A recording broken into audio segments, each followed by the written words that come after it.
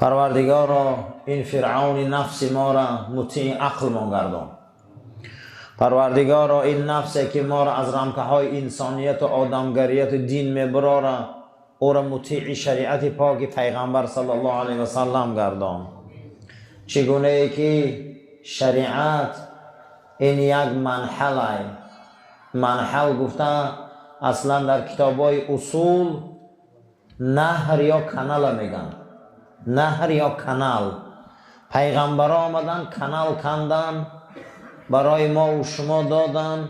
آب او کانال حکم خدا ہے. هر کسی که از این کانال نوشید و باغداری کرد و زراعتداری کرد خیلی زراعتاش آب خورد و حاصل داد. شما اگر دیدگی باشه در هر جایی که آب نزدیکه حاصل خوبه، در هر جایی که آب نیست حاصل هم نیست. آدمی به شریعت این همون زراعت به حاصله. معنی شریعت چی بوده؟ منحل، آبیاری. برای هر یک ما آب در کاره یا نه؟ در زراعت های ما آب در کاره یا نه؟ در باغای ما آب در کاره یا نه؟ خداوند در سوره فتح امت پیغمبر زراعت سرحاصل میگه. مثلهم فی التورات و مثلهم فی الانجیل کزرع میگه، مثل زراعت هم میگه. داستان اینها در تورات آمدگی های، داستان اینها در انجیل آمدگی های. اینا رنگ زراعت سرحاصل هم. الله اکبر. اگر زراعت های سرحاصل بینید چه خیلی سیاه و کبود شده میخیزن و در اطراف اونها میگن با دو زراعت دیگر هسته که و حاصل ندارن. اونا میبینن این امت میگه حاصل چه، حیران میشه که نیروی اینا کجا های، قوت اینا کجا های.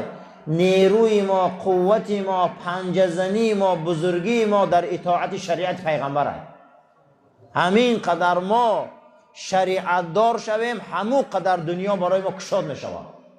همین قدر ما به شریعت شویم همین قدر دنیا برای ما تنگ می شود. این از زیاد نبروره. بزرگی آدم ها در شریعت شونه. کسی دینش فروشه، کسی شریعتش خار کنه، کسی کتابش خار کنه، کسی پیغمبرش خار کنه و هیچی نمیشه قسم بخدا. برای همین کزرع اینا میگن زراعت هم. شریعت این آب زراعت هست. همین قدر بینین که آدمایی که در آب نزدیکن چقدر حولیاشون خوشرو هست. شریعت نزدیک شدن در کاره. پیغمبر صلی الله علیه و سلم میپرسند به حضرت در جواب میگن که حیات لکما دلیل و برهان و شریعت. زندگی من هم حجت تونه، هم دلیل تونه، هم شریعت تونه. همین شریعت زندگی رسول اکرم بوده. میگن گو شریعت آدم میزنه. همین زندگی رسول اکرم نکنی خور و ذلیل میشی. و موتی گفتم مردنی من شما مردنی آزاد نگویه که من مردگیم. شما گمان نکنید مرگی من مرگی ساده نگیره. گفتم مرگی من همینه که هر یکی شما را اعمالاتون من آورده میگم. این حدیث صحیح ہے. شما گمان نکنید که من مرگی ساده دارم. هر یکی شما را هر بگه جمعه ملائکه وظیفه داره که صلوات و اعمال شما را مده میرسونه. این همینه دلیل شرع. انا این ساعت ها اگر خبر برم پیغمبر تکبیر الله اکبر برای همین صلوات رسول اکرم چیزی بزرگه یوخی.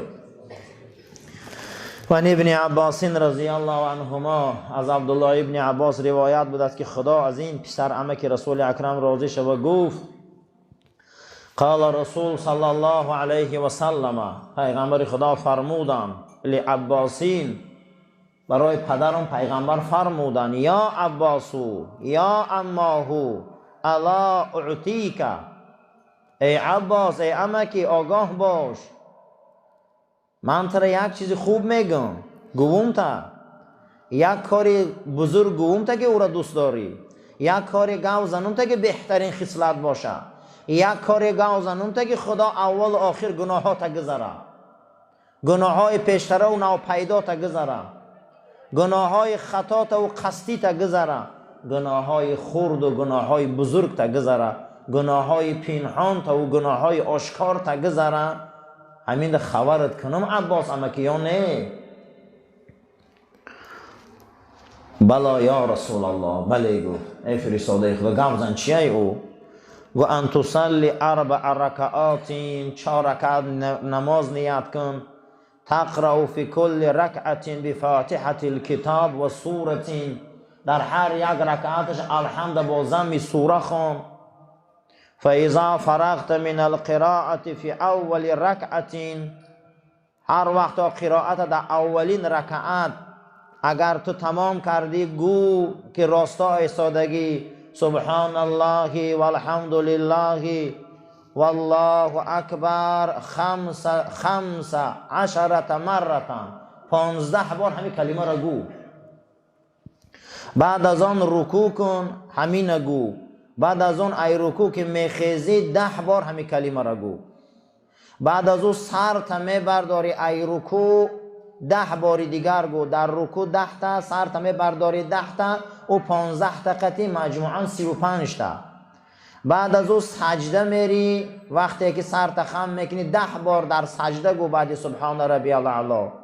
سر تا بردار ای سجده، با 10 بار دیگر گو. با دوباره سجده کن، با 10 بار دیگر گو. بعد از او سر تا بردار ای سجده 10 بار گو. مجموعاً 75 بار میشود در هر یک رکعت. هر یک رکعت در انامین 4 رکعت انامی عمل دوام ته. این استطاعت ان تصلیها فی کل یوم مرة فافعل. اگر یک هفته ده، اگر هر روز میتونی همین نماز یک بار خوان. فإن لم تستطع، اگر قادر نیستی هر روز گو اقلا هر جمعه خوان. اگر ایدم قادر نیستی گو یک ماده یک بار خوان. فإن لم تفعل، اگر یک مادم خونه میتونی 1 سال ده خوان. اگر همین هم نمیتونی گو در عمر دی 1 بار خوان، یگان گناهی تو نمیمونه. ایره نماز تسبیح میگن. اگر همین نگو کوشش هم کنی در عمر دی 1 بار خوان. رواه ابو داود و ابن ماجه و ابن خزیمه فی صحیحه. انا من اماما روایت کردن این حدیثه. و قد روی عن جماعت باسانید اصحها و احسنها هذا.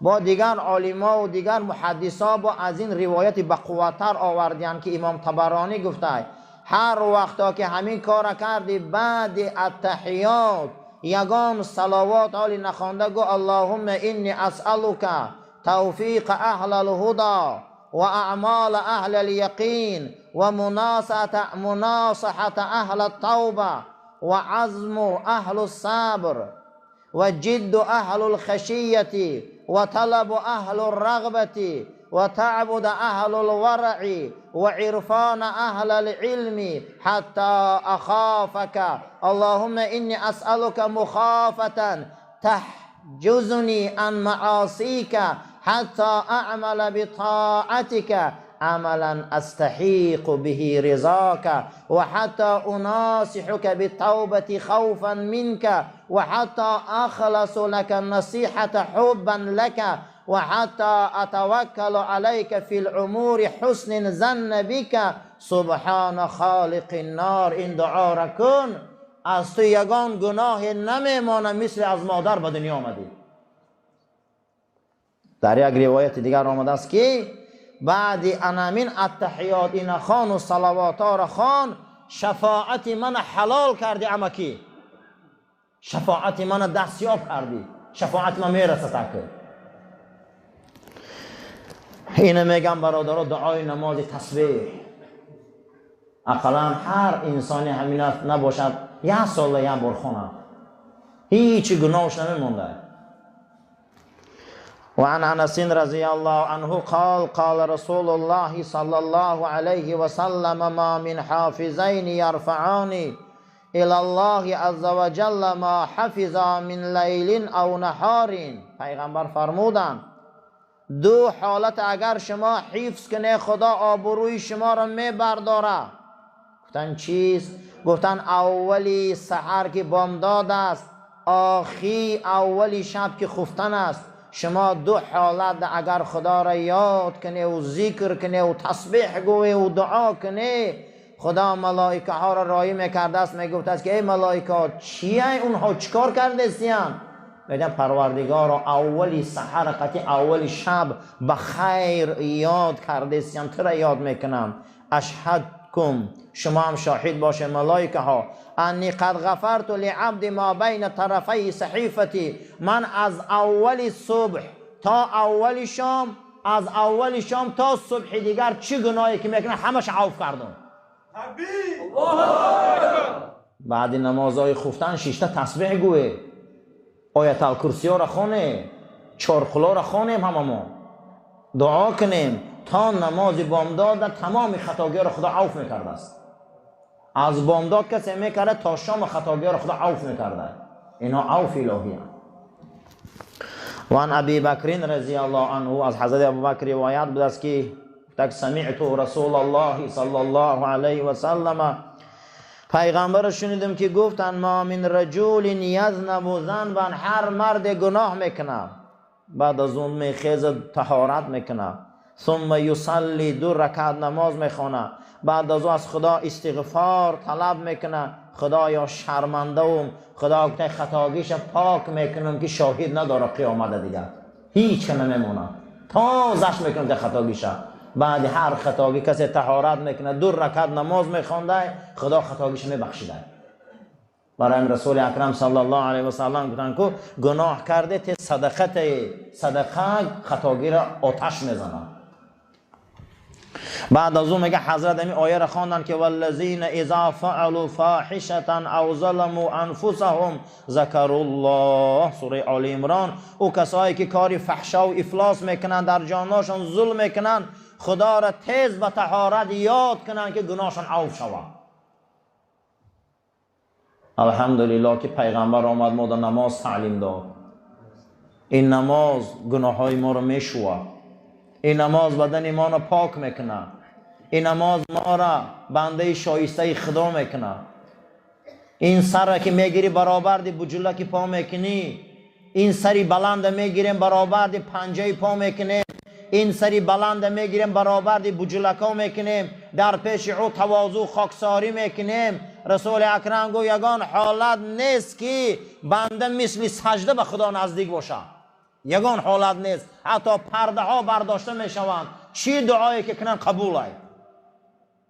1000 بار شکر به این رسول اکرم که ما را اهل نماز کرد، ما نماز خوان شدیم، ما نماز یاد گرفتیم، ما به این نماز گناه هامون علاو میزنیم، ما به این نماز آخرت من آباد میکنیم، ما به این نماز جهنم میترسانیم، ما به این نماز مشکلات ما به خدا میگیم.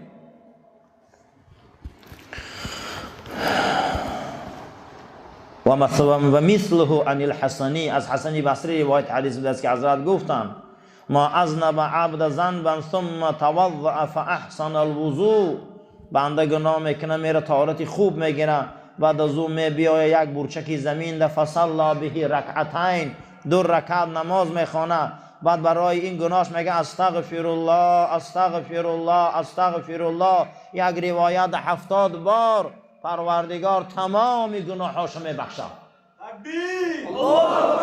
یکی همون گناه کردگی همون روزشن، نه همشا.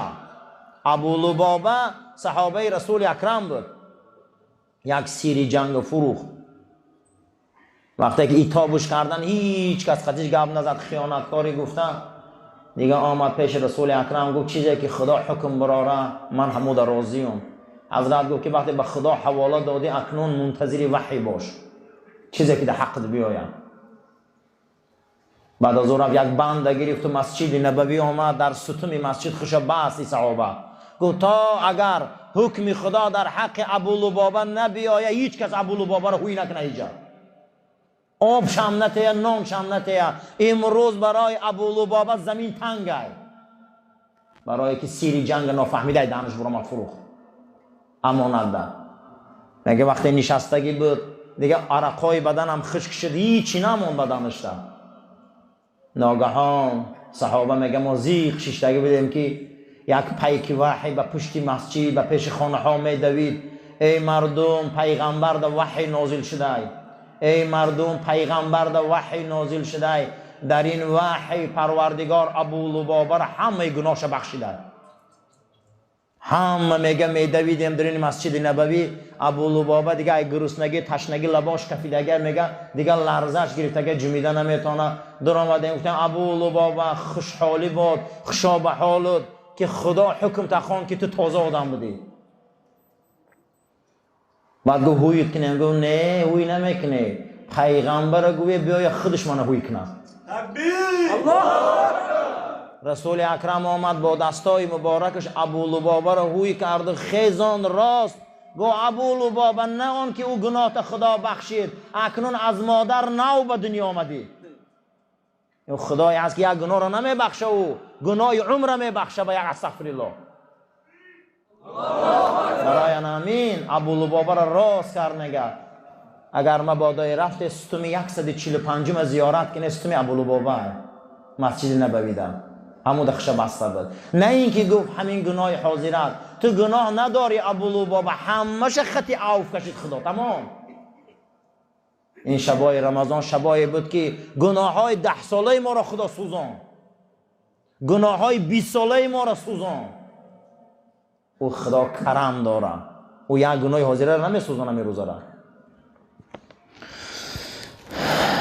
رسول از ابی عبیده ابن جراح روایت بود است که حضرت فرمودند ما من صلوات صلات افضل من صلات الفجر یوم الجمعه فی الجماعه و ما احسب من شهدها منکم یا من شهودها منکم الا مغفورا له. ابو عبیده ابن جراح روایت کرد است که پیغمبر خدا گفته یگان نماز در هفته بزرگتر از نماز بامداد صبح جمعه نیست که آدما رفته در مسجد خوانند و ندیدم شاهدیش این که این انسان ها در مهر جنت میزنند. یعنی که نماز بامداد روز جمعه در مسجد دلالت از اون میکنه که وای آدما جنتی میشدیان مهر میزدیان که این جنت میروه. معلوم بوده که جمعه را نمازاش فضیلت داشته 5 وقتش با جماعت خونی نور علی نور. الحمدلله این ساری اکنون مهر جنت زده می شود. همتون کوشش کنید همه جا خونی نمازتون. من روایت امام طبرانی بوده است. پیغمبرمون صلی الله علیه و سلم ایتلر ابو هریره روایت قلده حدیث ده هر انسان طهارت قلده yaxshi tahorat qiladi jum'aga keladi imomni quloq soladi xab o'tiradi xab o'tirishga imomni quloq soladi shu vaqtga Alloh buni chinon mag'firat qiladi. shu jum'a bo 3 kun ba'd jum'aga Alloh chinon xat yozadi xati shinoq tartadiki hamma gunohini ko'ydirina biron gunohi qo'ymaydi. jum'aga keladi jum'ani hurmat qiladi imomni hurmat qiladi o'tiradi quloq soladi mav'izani quloq soladi chiqib ketadi. shanba kun yakshanba kun dushanba kun 3 kun ba'dam Alloh bu savobni yozadi gunohi yo'q hammasini qo'ydiradi mag'firat qiladi. payg'ambarimiz aytib banda gunoh qiladi keladi tahorat qiladi 2 rakat namoz o'qiydi aytadi astag'firulloh men gunoh qildim meni avf qil Alloh meni marhamat qil meni mag'firat qil. hamma gunohini Alloh ko'ydiradi biron narsa qo'ymaydi. har gunoh qilgan vaqtiga inson 2 rakat namoz o'qisin Alloh avf qiladi. boshqa hadisga payg'ambarimiz sallallohu alayhi vasallam aytdilar biron namozni ko'rmadim jum'a kun namoz munaki bomdodi inson ter keladi jum'a kun masjid keladi jamoat mana bu bomdodi o'qiydi chunon chiqgan vaqtiga Alloh jalla va ala shanuhu malaikani amr qiladiki bu insonni kitobiga a'molisiga pechat muhrni uringaki bu inson jannat kiradi. bu inson qirqaraga kiradi jannatga kiradi. nima uchun? bu jum'a kuni bomdodini jamoat bilan o'qibdi. juma kuni bomdodda juda ham fazilati ko'p. mana bu bomdod juma kun bomdod kirdi hatman jamoat bilan o'qinglar. bu nima inson nima biladi? jannat ketadi. jannatning muhrini Alloh uradi. hadisi imom Tabaroniy rivoyat qilibdilar. Allohumma robbana atina fid dunya hasana وفي الآخرة حسنة وقنا عذاب النار وصلى الله تعالى خير خلق محمد وعلى أصحاب الأجمعين آمين يا رب العالمين. صفاتنا راست گیرید، تلفناتنا خاموش کنین، آماده به نماز باشید.